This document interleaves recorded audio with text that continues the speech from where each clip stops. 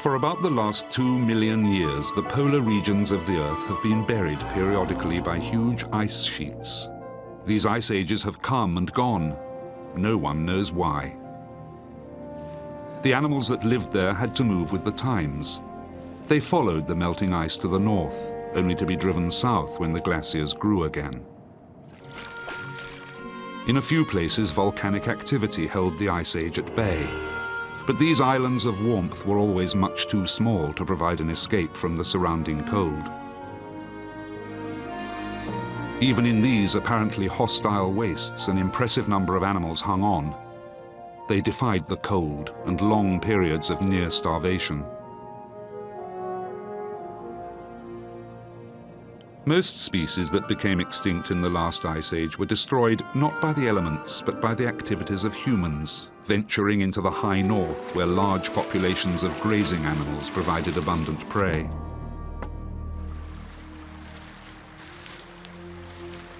The mountains and tundra of North America today give us an idea of what the homeland of the Neanderthal people of northern Europe must have been like. A land carved out over millions of years by mighty ice sheets and floods of meltwater. Today, the glaciers are melting again, retreating into the mountains, following rules that we still don't understand.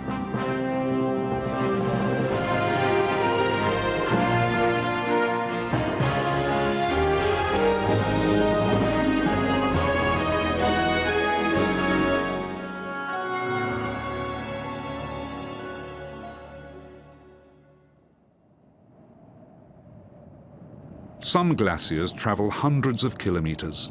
On the way, the colossal quantities of rocks and debris that they carry gouge deep valleys into the landscape.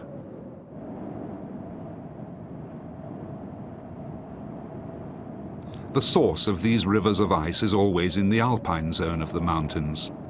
There, masses of snow become ice, compressed by their own weight. As the pressure increases, they finally begin to flow down the mountain. It's early April. After the long night of the Arctic winter, the sun finally reappears.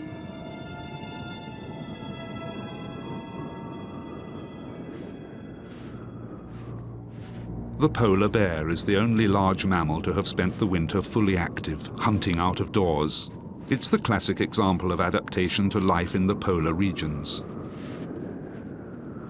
A layer of fat up to 11 centimeters thick provides perfect insulation, so that even in the freezing cold it must take care not to become overheated by moving too quickly.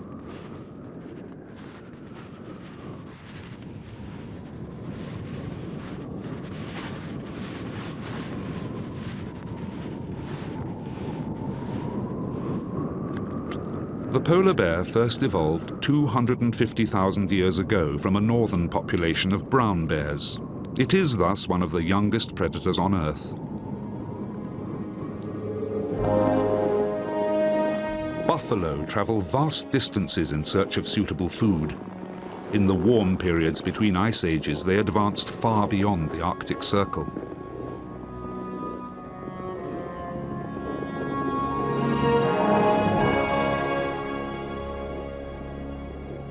Wapiti, or American elk, also lived on the edge of the ice sheet in earlier freeze-ups.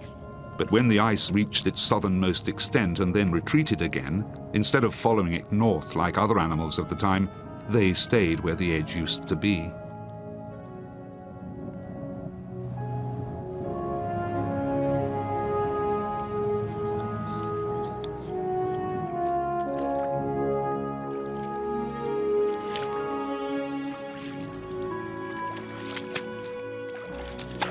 In volcanic areas, the heat from the Earth creates extensive marshes, providing a minimal amount of food even in the depths of winter.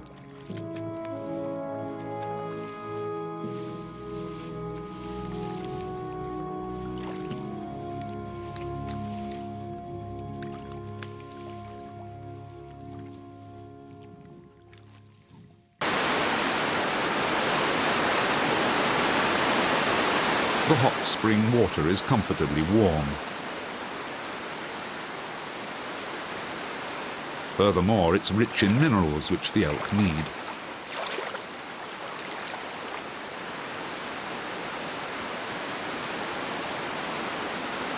Here, in cold weather, they find a very welcome, warm and health-giving drink.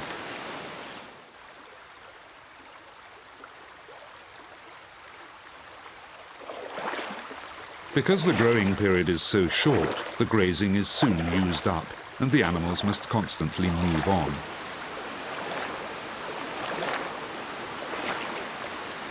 They often have to cross difficult terrain, but nothing stops the herd on its way to the traditional calving grounds.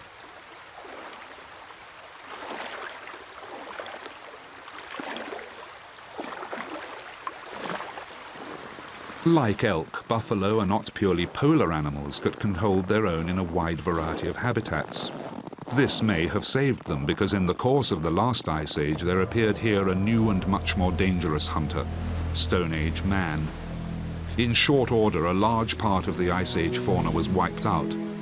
Buffalo and elk were among the survivors. Both species afterwards spread far to the south, where they now had few competitors for food. Buffalo are today the heaviest land mammals in North America. Their calves weigh 35 kilos when they're born.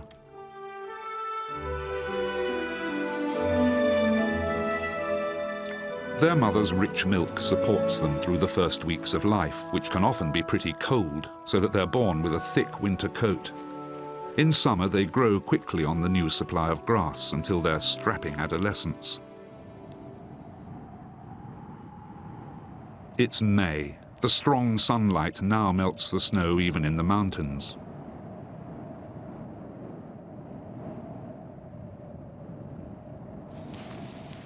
The first grizzly bears are waking from their 6-month winter rest.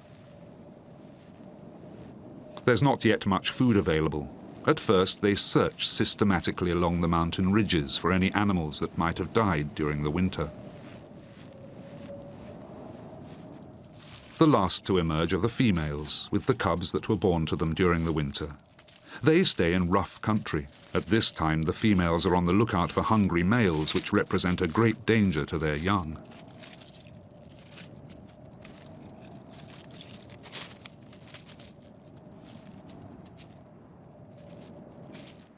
For most bears, fresh grass is their first nourishing food after their long winter fast.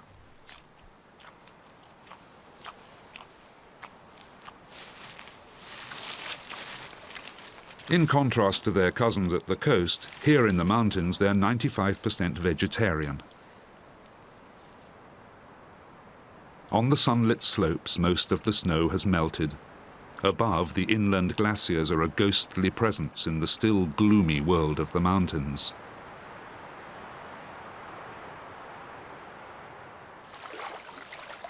At the end of the glacier tongues, meltwater is dammed up by a wall of rock built up by the ice. When it breaks through, it can create large rivers.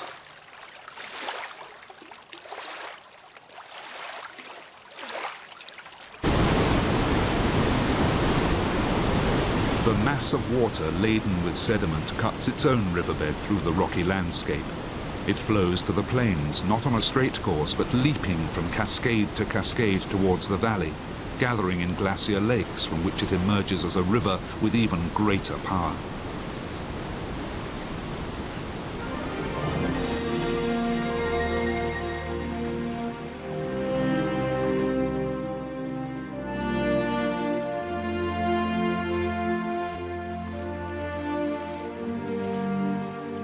As soon as the lakes are free of ice, the bears take an interest in them.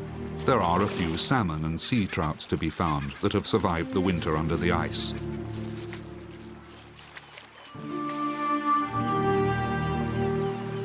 They're a welcome supply of protein for the mother and her cubs, hungry after the winter.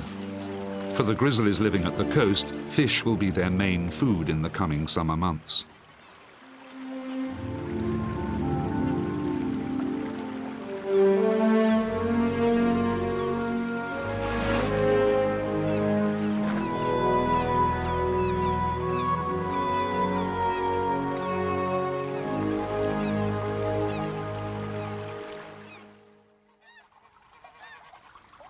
Almost all the lakes are now free of ice, providing a breeding place for many migratory birds. Huge numbers of Canada geese pour onto the tundra. The spring is short, and they will have little time to raise their young.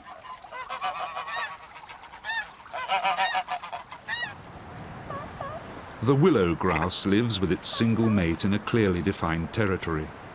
The male stays with the female only during the courtship and breeding season. She will bring up the chicks alone.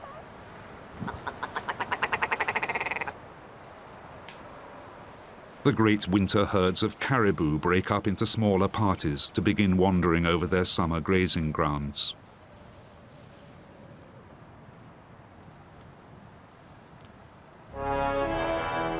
Wolves are their constant companions, always on the lookout for any sign of weakness.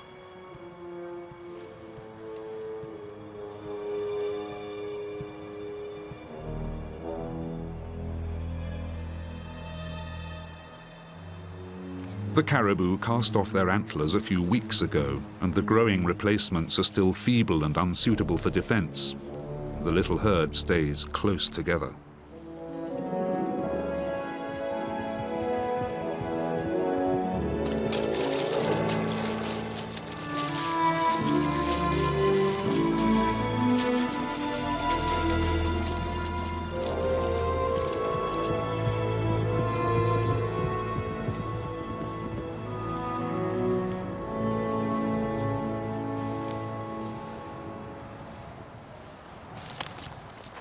The porcupine is not exactly a migratory animal. Its range is rather small. Surprisingly, it doesn't hibernate, but has to survive through the polar winter by eating spruce needles and bark. Now, in spring, it approaches the breeding season, like everything else in its life, in a very leisurely style. The female is obviously not yet in the right mood.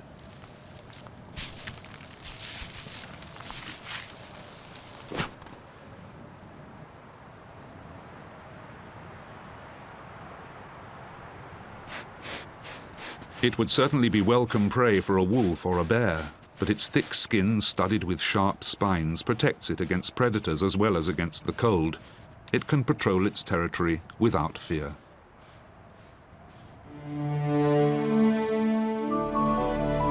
The breeding season is beginning for the grizzly bears as well. With their sparse population and large territories, males must often spend a long time looking for a mate.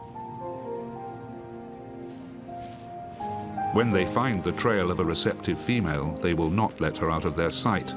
A grizzly will follow his chosen mate for weeks.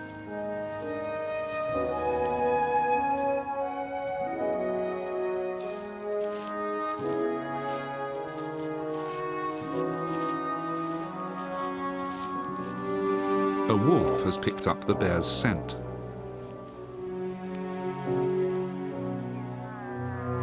His overtures are not welcome, but there's still plenty of time. The hungry wolf knows from experience that scraps of prey are often to be found near grizzlies. It creeps cautiously upwind towards the sleeping bears.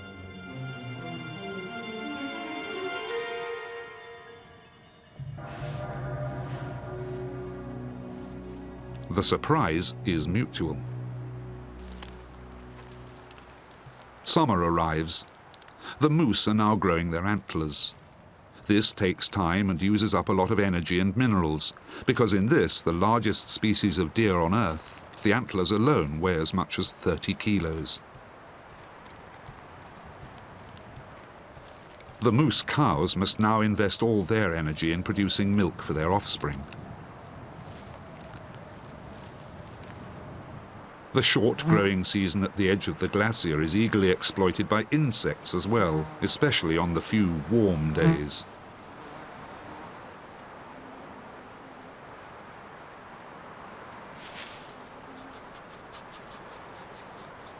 Arctic ground squirrels are typical Ice Age animals which have survived many waves of glaciation practically unchanged. They eagerly collect supplies for the long winter in their cheek pouches.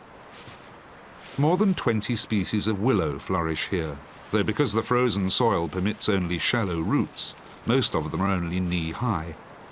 Their nectar is a very popular calorie-rich food supplement for the ground squirrels.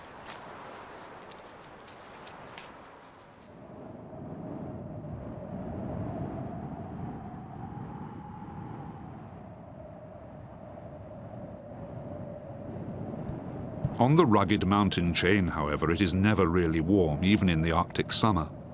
Up here live Dall sheep, the northernmost representatives of their family. Because of the cold climate, they are much bigger than species living further south. A fully grown ram can weigh as much as 150 kilos.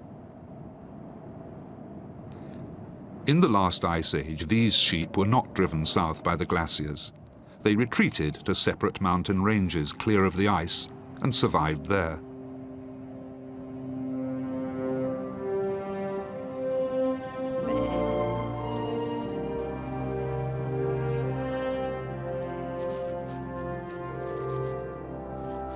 Their lambs are born in mid-May.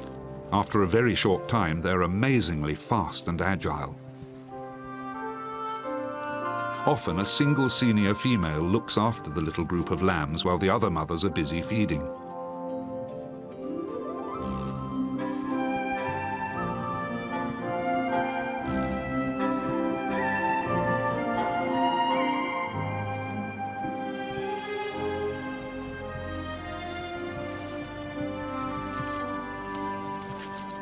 They have few natural enemies in their inaccessible mountain home, though golden eagles occasionally take a lamb.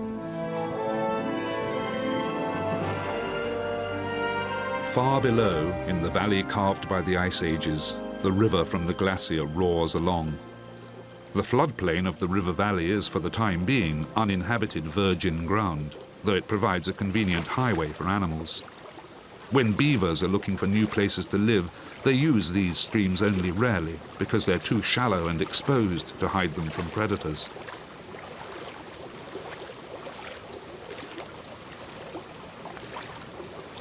This is probably a young animal driven from the home territory by its parents, looking for a suitably empty pond where it can settle with some others of its kind. But although climbing is dangerous and tiring, it's forced to explore the land for food.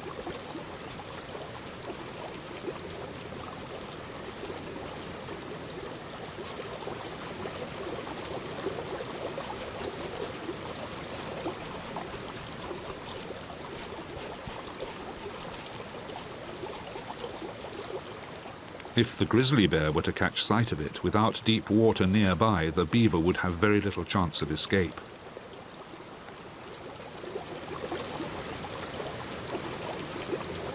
The sediment in the Glacial river removes the oil from his fur quicker than the still water of the beaver pond, forcing him to groom frequently.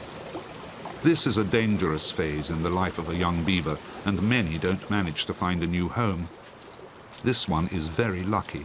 The bear didn't see him.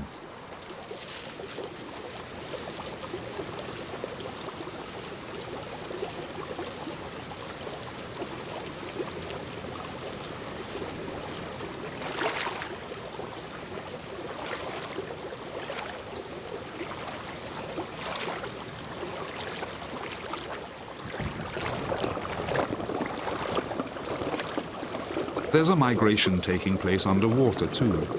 King salmon, more than 1 meter long, swim from the sea to their spawning grounds in the Glacial river.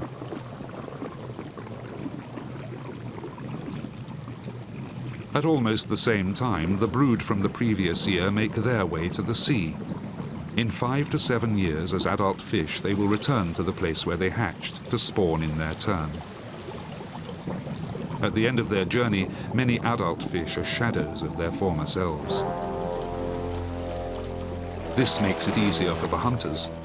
The mother bear is now often in the water as her cubs follow her along the bank.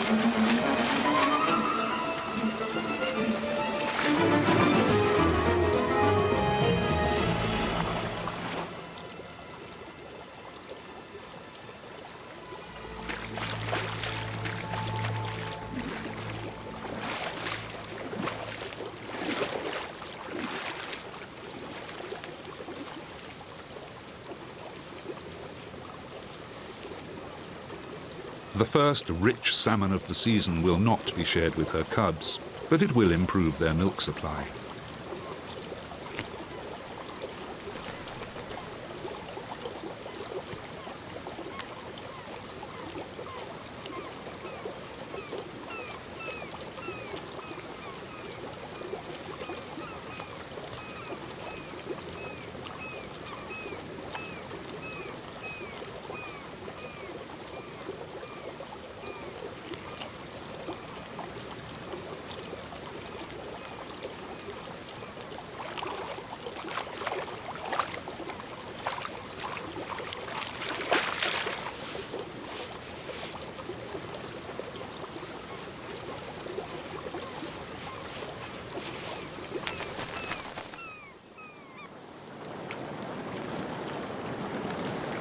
With 24 hours of daylight, the glacier is permanently thawing during summer.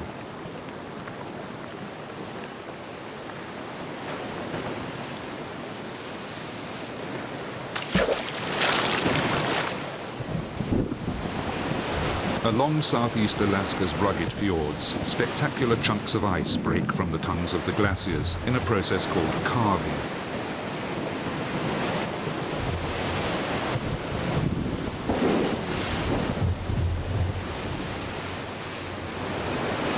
An army of seals spends the summer months on the ice floes that drift here. Often, several thousand tons of ice break away from the glacier at the same time.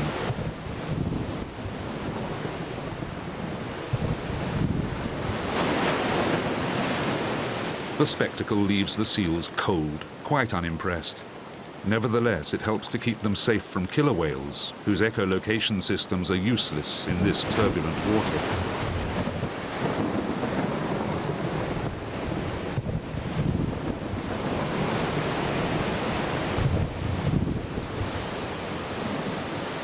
Now the glacier calves every day, dropping chunks from its walls 120 meters high. Inexorably, the biggest ice machine in the world pushes its mixture of compressed ice and detritus into the sea.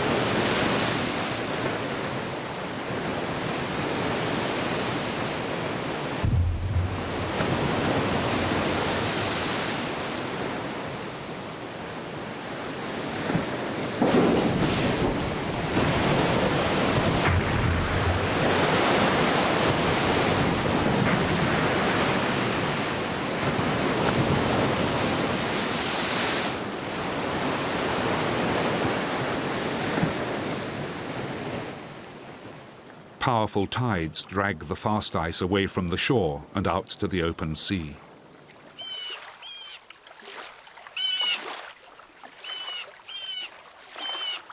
The black oyster catcher waits for low tide to hunt in the mud for small crabs and mussels.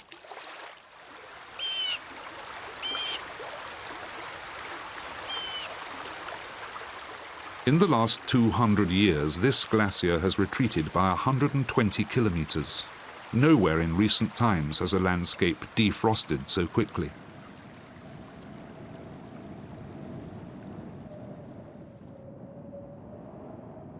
Here, in a few decades, as much land has been freed as in 1,000 years at the end of the last European ice age.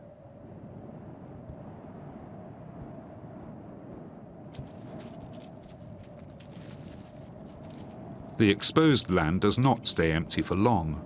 The mountain goat, a specialist climber, is a great pioneer when it comes to settling new land. Because there are few predators in this area virtually devoid of prey, rock partridges can forage here unmolested. On the barren rocks, the mountain goats find very little to eat, though for these undemanding animals it seems to be enough to survive. Natural salt supplies are another reason to explore this wilderness.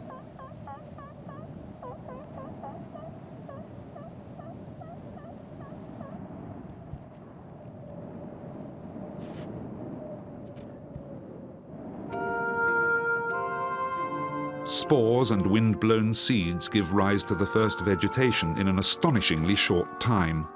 Mosses and dwarf willows are the classic pioneer plants, and cotton grass soon spreads across the ground.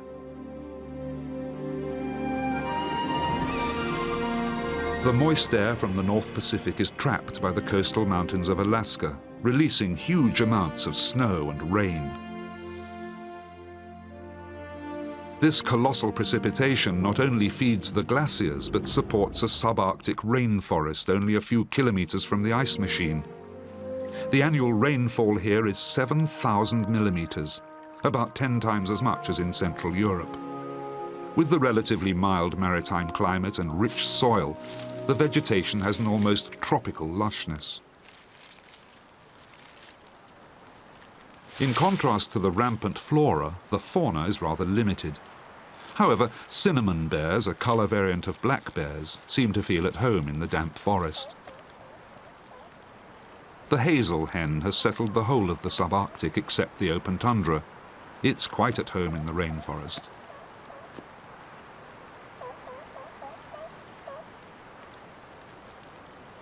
The blue jay is closely related to the European jay. It lives contentedly in the scrub among an abundance of fruit. The older these dripping forests are, the more run down they tend to be. Decay sets in and eventually the woodland collapses. The final result is moorland.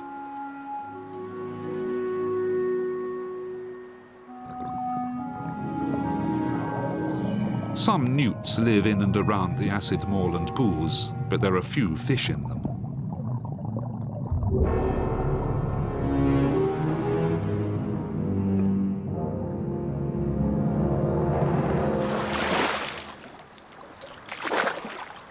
Moose are the only species of deer that can close their nostrils so as to feed underwater. The water plants contain trace elements that are lacking in the moose's diet of leaves and grasses, so they come regularly to graze in the pools.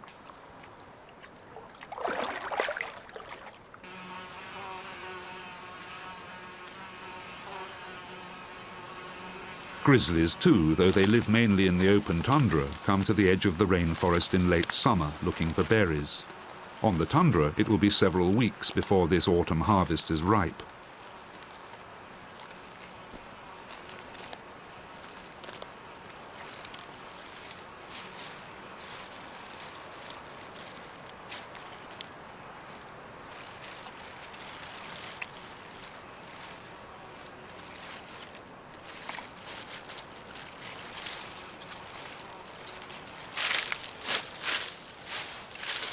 The antlers of the bull moose are fully developed now at the end of August. They clean off the velvety skin that has covered them for the last 5 months.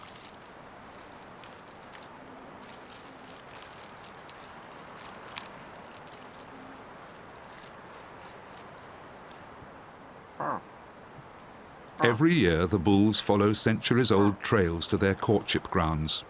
The biggest of them weighs more than a ton.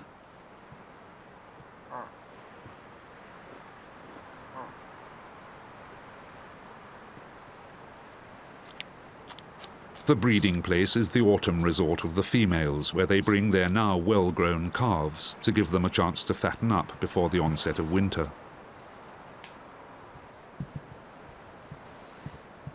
Without further ado, the bulls start their courtship campaign.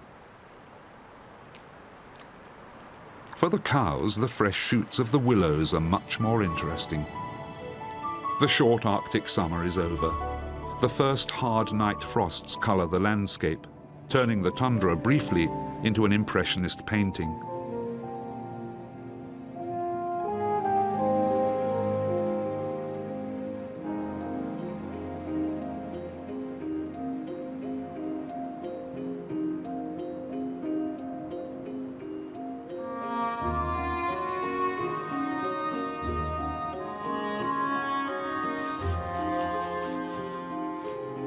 On a high plateau, the beavers have settled in a very unusual place, a small glacier lake. Here they don't need to build a dam, but the lake is free of ice for only 6 months of the year.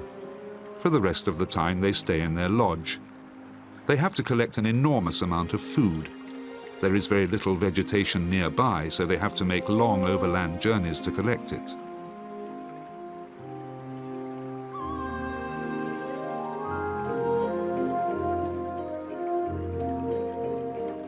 Though they are normally active at dusk and by night, at this altitude they're forced to look for food around the clock.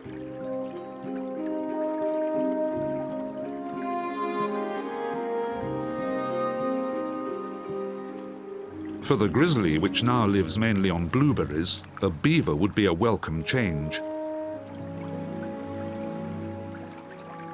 The busy beaver is not yet aware that the bear is there.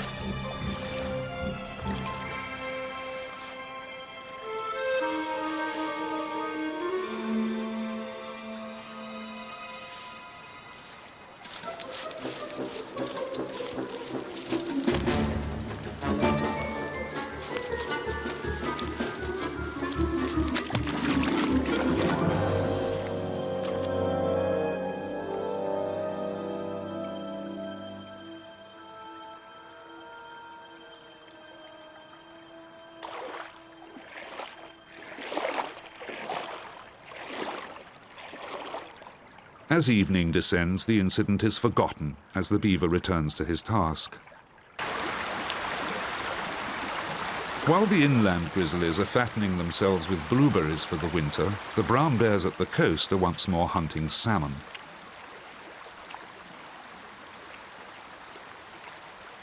This old male has developed an extraordinary hunting technique during his long life.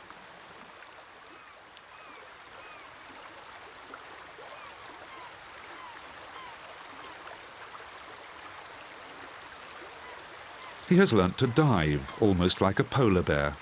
Unlike a grizzly or a black bear, he glides stylishly head first under the water, instead of splashing and floundering like the others.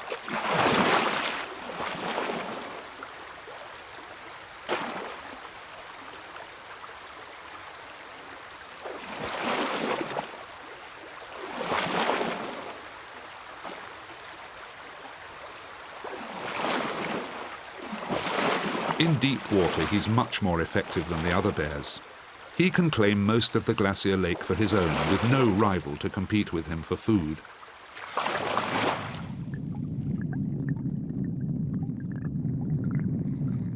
Ponderously, the huge bear walks over the bottom of the lake looking for dead salmon. He comes up for air only once a minute.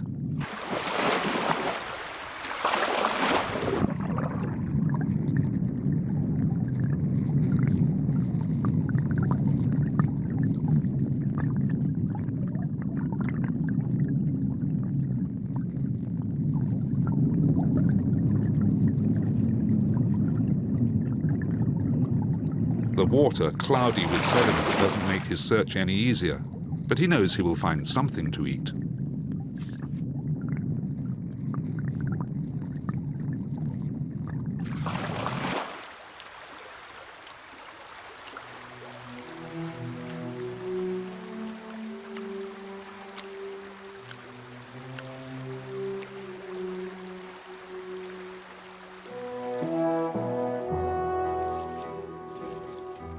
The mother bear also knows about the salmon in the lake.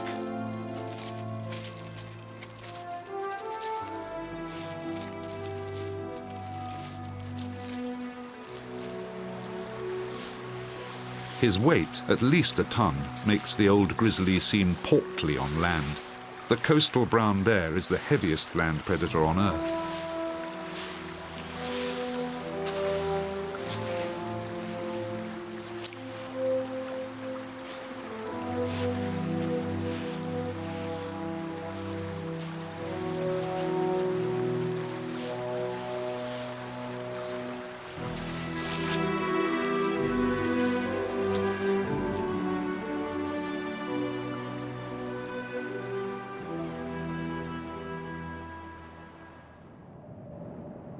Autumn storms transform the lake into a rough sea.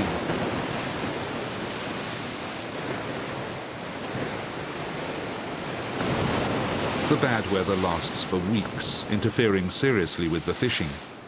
All the time, the female bear keeps an eye open for washed-up salmon in the water. It has been a very long time since the youngsters had a meal.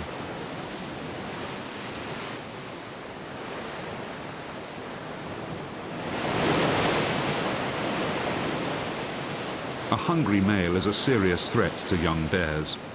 When a grizzly's stomach is rumbling, he will give no quarter to weaklings. The mother is immediately on her guard. In emergency, of course, she would defend her young to her last breath, but she naturally prefers to abandon the lake shore to the old male.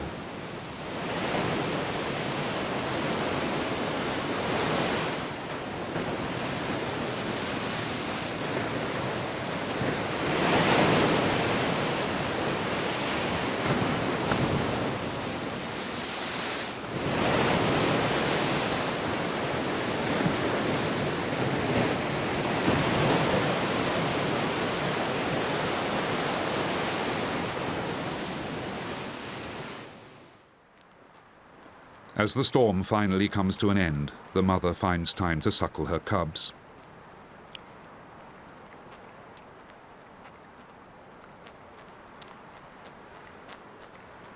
Now in September, the glacial stream has cooled nearly to freezing.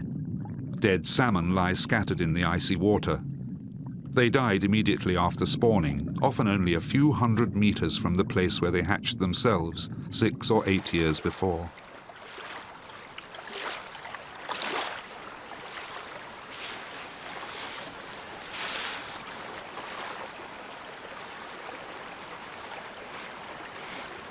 The cold water keeps them edible for a long time, a good chance for the bears to build up their fat reserves for the approaching hibernation.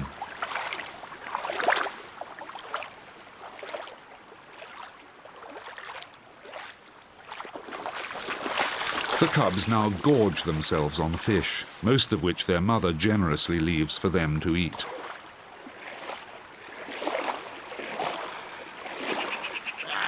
However, they don't want to share it.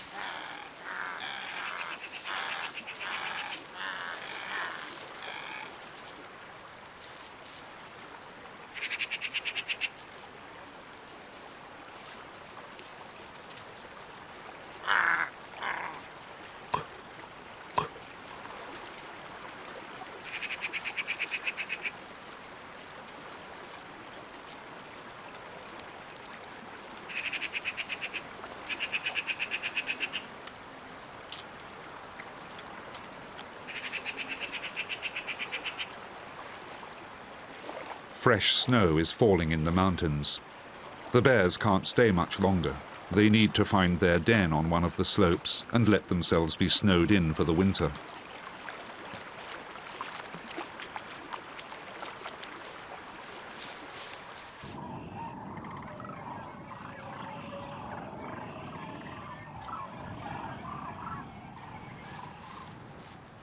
The herd of Dall sheep has come through the summer well, without losing any lambs.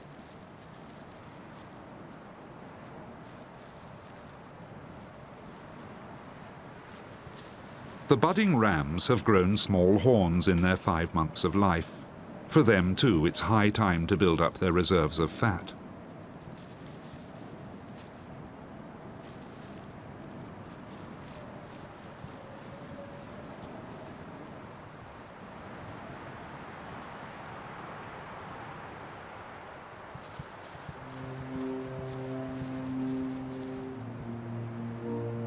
The young rams of the previous year are still with the family party. As soon as they're 2 years old, they will be driven away by their mother to move into the male herd.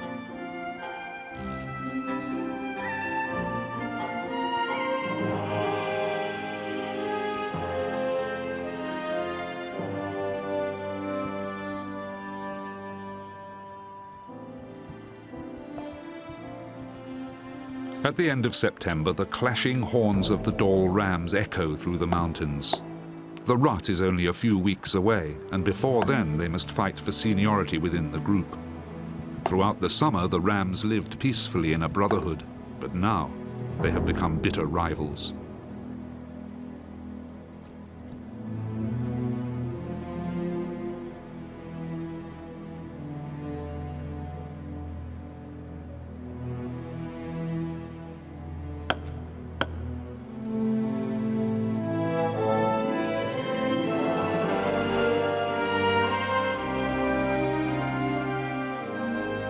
The collisions can cause serious injuries.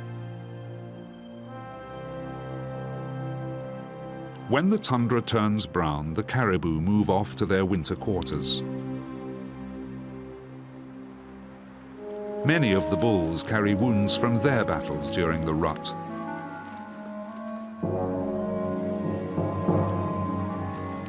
For as long as they can, they follow the herd.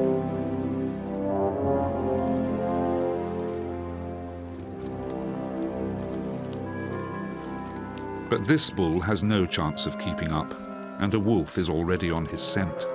It's easy for him to follow the trail of the caribou, clearly marked with blood on the dry bushes.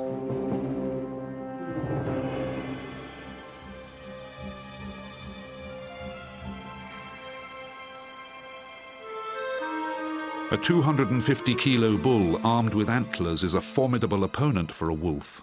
A single thrust could hurt him badly.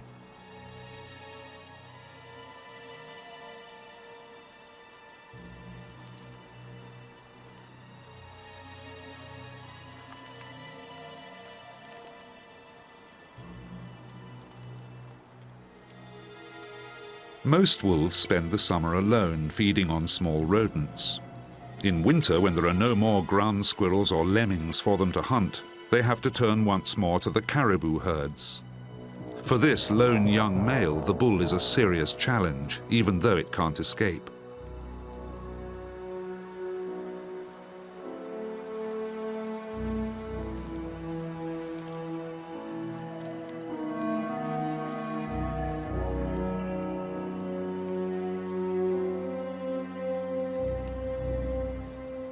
But he can wait.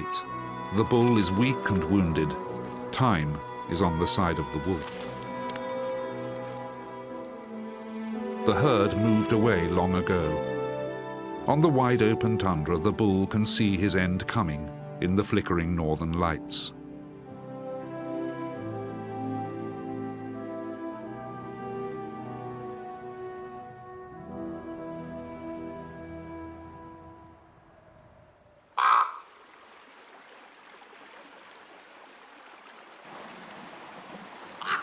Next day, a body lies beside the Glacier stream.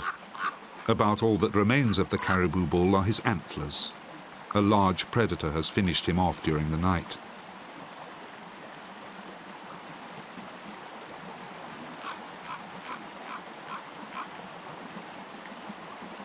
It can't have been the lone wolf. His stomach is still as flat and empty as it was yesterday.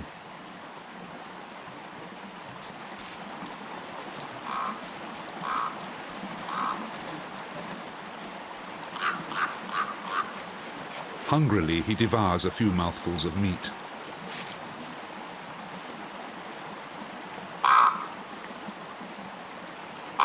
He has every reason to hurry. There's a grizzly in the bushes.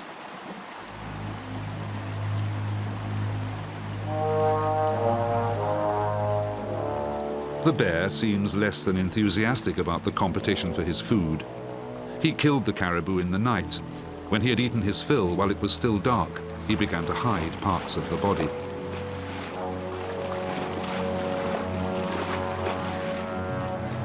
The wolf is still trying hard to make sure of getting his share.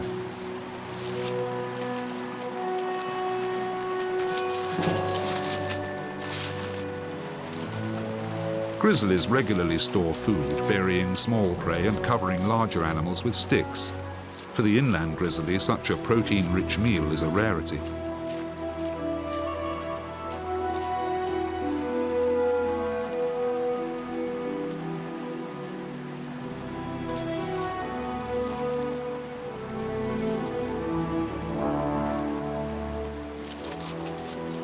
Perhaps once a year he has the opportunity to take such large prey.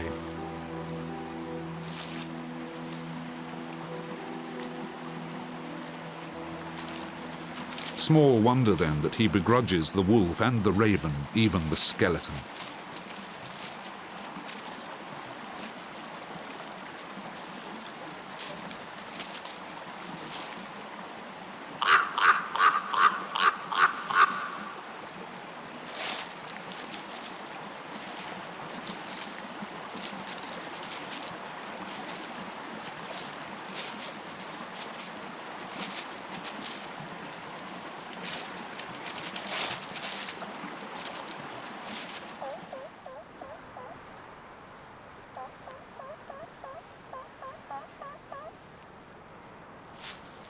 The winter is coming.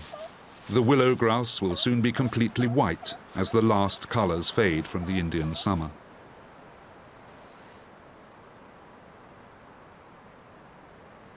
The cold advances ever further into the valley. The bears now need more energy than their sparse diet can provide.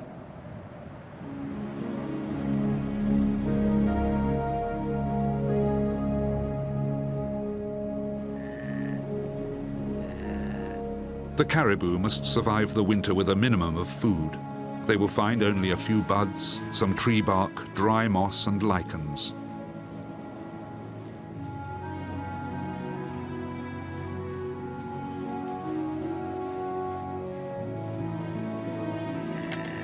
They will soon permit themselves no more squabbles like this.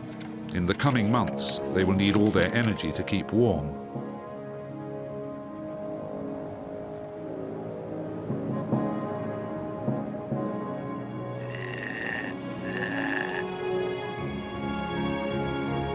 The Arctic winter takes just as heavy a toll of the tundra animals as predators did. Old or weak animals will not survive the icy weather.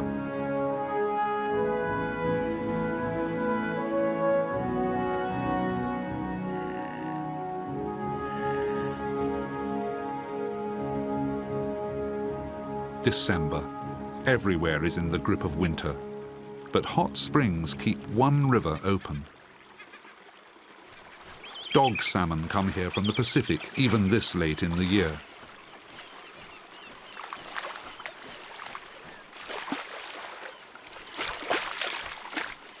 The bears are long since tucked up for the winter, so the bald eagles have the last great salmon feast of the year to themselves. They gather here from all over Alaska and northern Canada. In mid-December, as many as 3,000 birds will crowd the banks.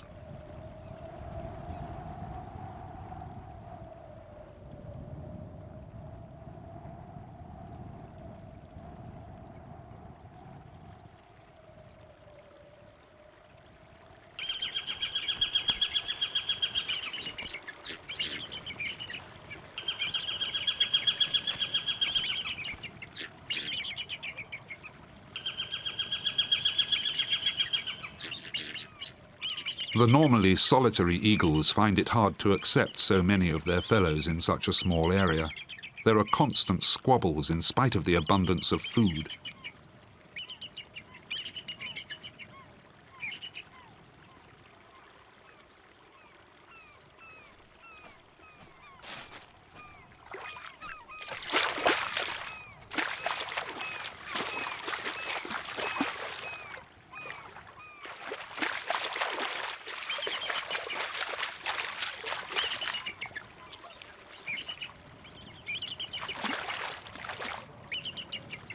Although there is plenty of food, none of them wants to allow the others so much as a single bite.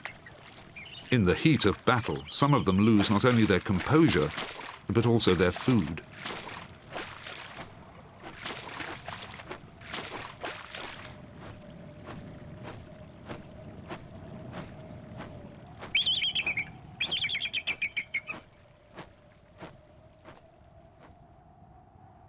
However, the eagles can't overwinter here. It's at least 30 degrees below zero.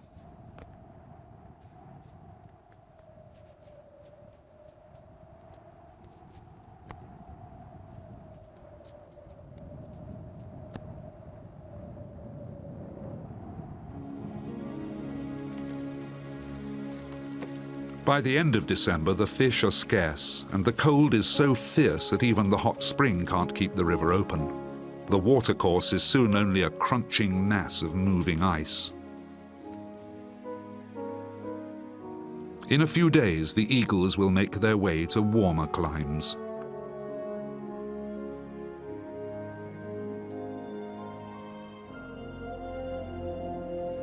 The whole country is paralyzed by the cold. Storm winds below 50 degrees sweep over the tundra, and for months the sun barely breaks the horizon. Ice rules the land.